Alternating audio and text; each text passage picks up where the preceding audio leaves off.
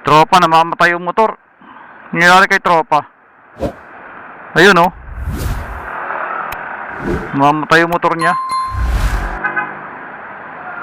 Sinisipa pala siya, tinutulak pala.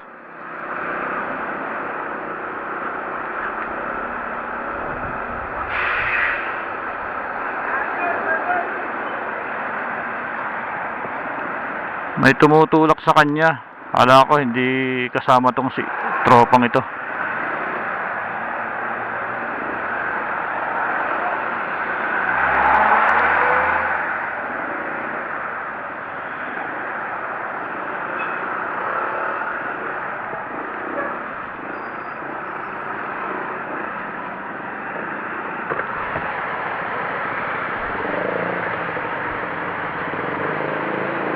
Tinutulak niya talaga oh.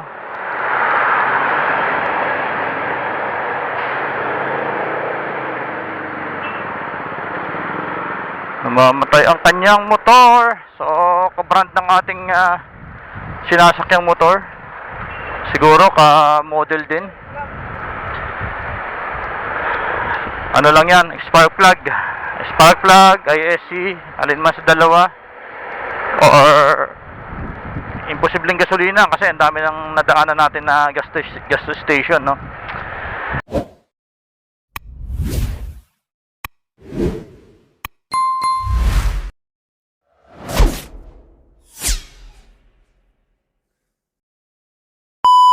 Anyway guys, good morning sa ating lahat.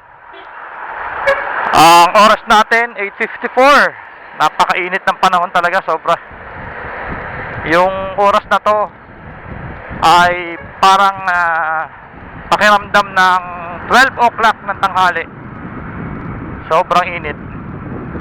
So guys, nandito ako sa Binyan, Laguna. At muli, samahan nyo ako sa aking travel going to Tagaytay Road.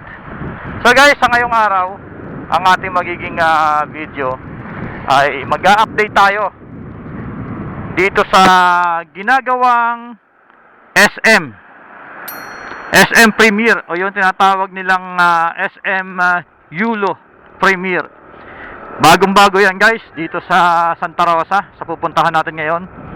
So a month ago, pumunta tayo doon at nag-start pa lang yung construction. Pero meron na tayong pailan-ilan na nakita doon na disenyo. So ngayong araw guys, tingnan natin kung ano na ba yung mga development dito sa ginagawang SM na to. So sabay-sabay nating tingnan guys sa ngayong araw. Ngayon nga pala ay may 4 taong 2024.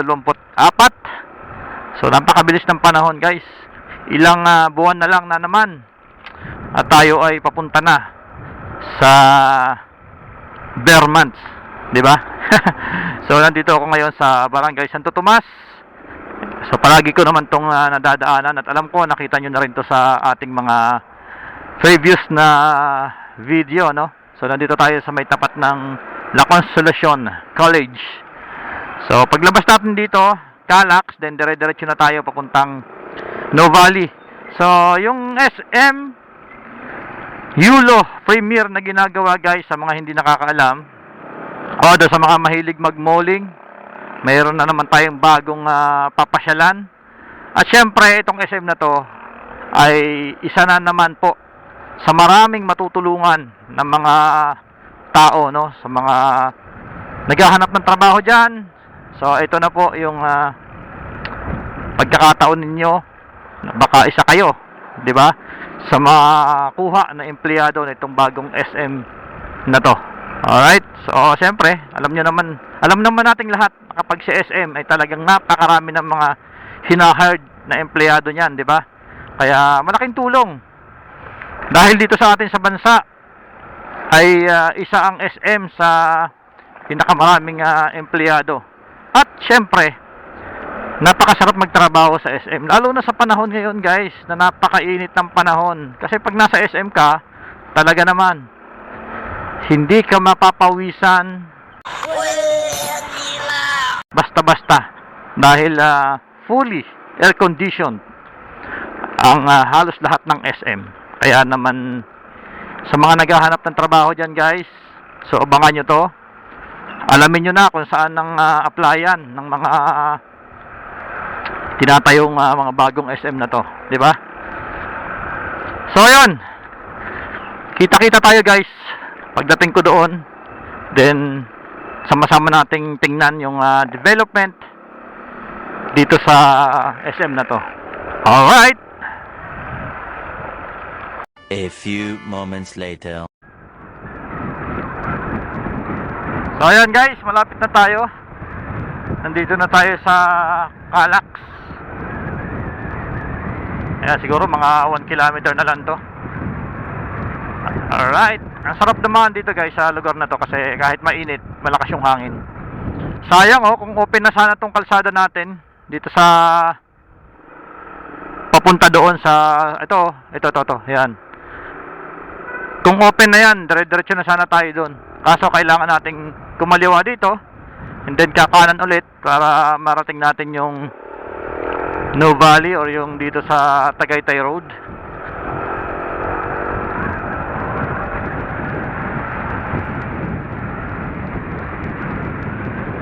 So ito yung Calax. Ito naman yung service road, yung dinadaanan natin. Yung tinuturo ko kanina guys na kalsada, ito yun aakyat tayo dyan and then bababa. Ayan. So makikita nyo doon sa kabilang dulo yung pupuntahan natin, doon din yan babagsak. Malapit na rin naman yan, siguro mga 5 months pwede nang daanan yan. Ayan ayan. Kasi itong way na dinadaanan natin, so magiging one way na lang to, papunta doon, pabalik. Then sa kabila tayo, yung one way na yan papunta dyan. Ganyan ang mangyayari pag natapos yan.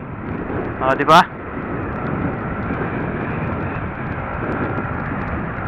So, malapit na tayo guys. Lalagpasan lang natin yung No Valley, yung Ayala Mall sa bandang itaas. Lagpas tayo ng SNR. Lalagpasan din natin yung Qualimed, yung hospital. Then yun na, malapit din tayo sa exit and entrance ng Calax Expressway. Okay, so nandito na tayo sa Tagaytay Road.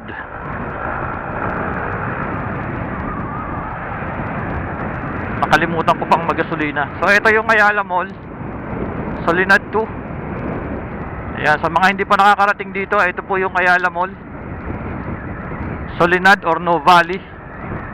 Ayan.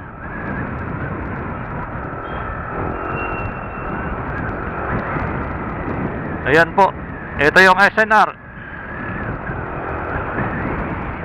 Di ba?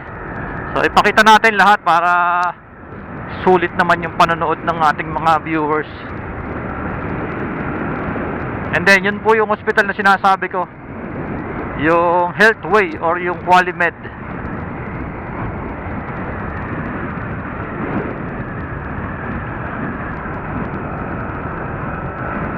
Alright, so malapit na tayo guys. Nakikita ko na yung mga train na gumagawa dito sa SM.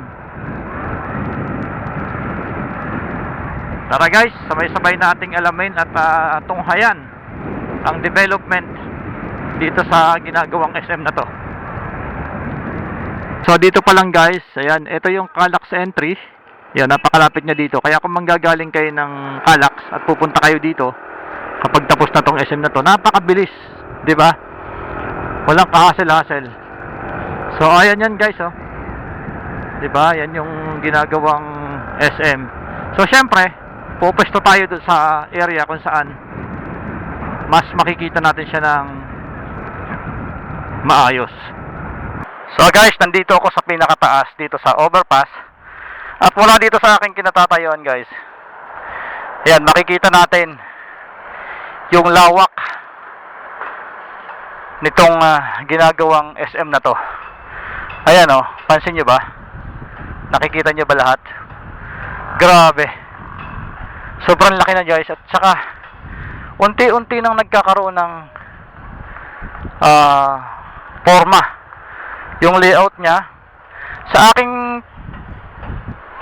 nakikita ngayon guys, Ito ay mayroong 1, 2, 3. So, third floor.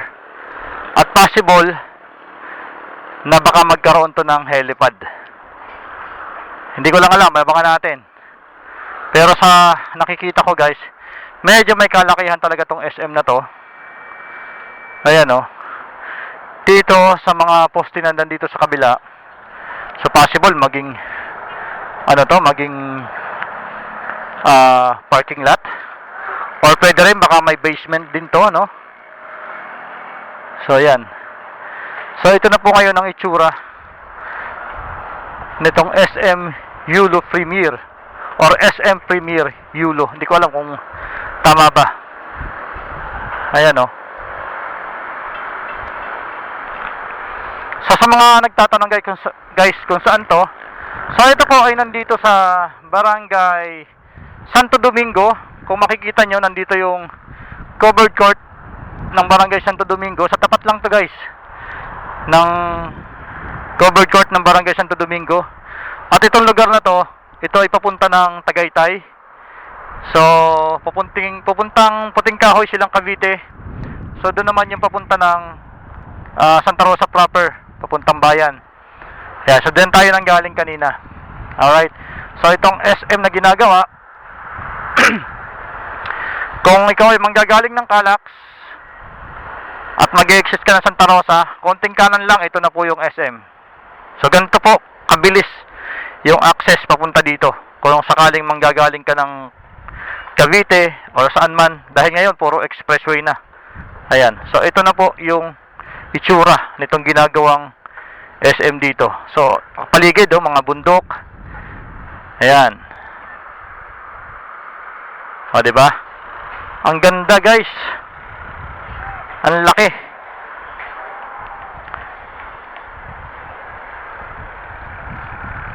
So ayan. Ayan natin sa likod natin guys, ito. Ayan yung ginagawa. At yan, ito yung papunta ng Tagaytay. Papunta ng Tagaytay. Ulitin ko lang, ito yung papunta ng Santa Rosa proper. Papuntang Novali, dyan natin madadaanan. At nandito tayo sa tapat ng Santo Domingo Covered Court. Alright. So yan lang muna guys. At sana nag-enjoy kayo, nasayahan kayo sa inyo nakita ngayon. Malapit na to, siguro mga ilang buwan na lang. Baka pagbalik natin dito, halos mabuo na tong SM na to. Alright, so medyo mainit kaya kailangan ko nang bumaba. Sheesh. So yan lang guys, maraming salamat. At syempre sa mga bagong viewers natin, habang bumababa ako, so huwag niyong kalimutang mag-subscribe, like and share niyo rin po itong video na to guys, para mas maraming makapanood, makaalam ng ating mga bagong development, mga bagong SM na tinatayo. Alright? So yun lang guys, maraming salamat. See you on next vlog. So nandito yung ating service oh.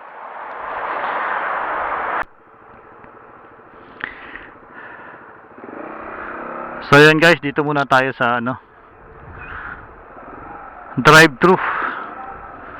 Nagugutom ako. Actually mamaya pa yung time in ko 11:30. Pero makakapag lunch tayo nito for sure. 2 or 3 PM. So ang oras natin ngayon is 9:28 pa lang, kaya kailangan kong kumain kahit burger lang muna. Kasi baka mamaya hindi tayo tumagal sa duty pag gutom.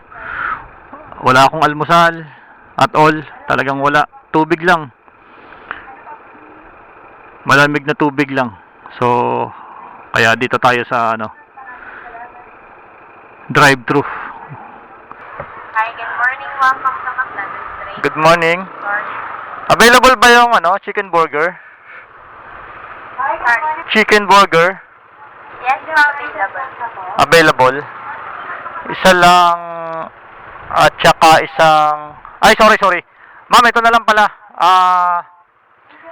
Crispy chicken fillet a la king. Good garlic rice and egg. Yes po, yung... Nag-price increase lang po. Oh. Po, di ba tama? Opo. Yung burger McDo with egg, sir, no? Yes. 135 na po sa sir, yung with Okay, sige. Yun na lang po, yun na lang. Okay po. Coke sa drink, sir. May Minute Maid. Orange juice po. Yeah. And then, ay, sorry. 135, sir. Tama na minus. Okay. Per kilo, per Okay, salamat. Salamat. Medyo mahina yung kanilang speaker, guys. Kaya medyo napapasigaw tayo. Anyway, kailangan kong... 135. Alright. 3 Ha? to 5 minutes po. Sige, okay lang. Last one na card. Ito po. Tama na pinag. First kilo per payment po. Maraming salamat. Salamat. So, 3 to 5 minutes, guys. Medyo matagal na ang ng drive-thru. Hindi katulad dati. Kasi ang mga fast food ngayon, guys, lalo na ang Chowking, sobrang tipid nila sa tao. Sobra. Kapag mag-order ka ngayon sa Chowking, kung before, nung wala pang pandemic, ang Chowking ay tumatagal lang ng almost 5 minutes, no? Lalo pag maraming order. Ngayon, kailangan mo magantay sa Chowking ng 25 up to 35 minutes bago mo makuha yung iyong order. Kahit single order lang yan. Sobra, ganun katagal. At napansin ko sa kanila, syempre wala nang mga crew na marami, yung tipong pag may tatayo sa lamesa, pupunasan ka agad yung kinainan ng isa kasi mayroong uupo. Ngayon wala. Napansin ko sa mga Chowking, lalo na dito sa may parting San Pedro, Muntinlupa, alam mo kung sino nagtatanggal ng mga pinagkainan, yung mga guard. So ganun katipid na ngayon sa tao itong mga fast food. So siguro dahil nga doon sa demand ng mga empleyado, syempre nagtataas yung sahod, so nagtitipid yung mga bossing nila, no, yung mga may-ari. So simula lang po yan nung pandemic. Kaya ang sisisihin talaga natin dito yung pandemic, dahil kung hindi dyan sa pandemic na yan marami pa sanang mga empleyado ang may trabaho, di ba? Even kami. So ang dami ng mga nawalang benefits sa amin. Sobrang dami. Nawala yung increase na twice a year, nawala yung aming mid-year bonus. Sobra talaga, ang dami. Nawala yung aming Christmas party every December. So nawala, ang dami nang nawala, guys, dahil sa pandemic. Talagang pinanindigan na rin naman kasi nung ibang mga company, mga ibang may-ari. Talagang ewan ko kung talagang siguro nakita nila na kaya naman, pwede namang wala, pwede namang ganito lang yung tao. Kaya yon, pinanindigan nila. Kaya hanggang ngayon talaga sobrang dami ng hindi pa nakakabalik sa normal. Anyway, ganun talaga ang buhay. Konting tiyaga lang. So, ito, nag-aantay tayo dito sa drive-thru. Ayan, nagpatay muna ako ng makina para medyo makatipid tayo sa gasolina. 3 to 5 minutes. Ayan na.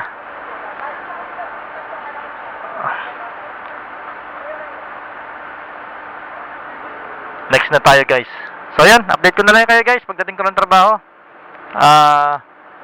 Naisama ko lang to dito sa video na to. So, guys, tayo na ang sunod. After 3 to 5 minutes. Ito na siguro.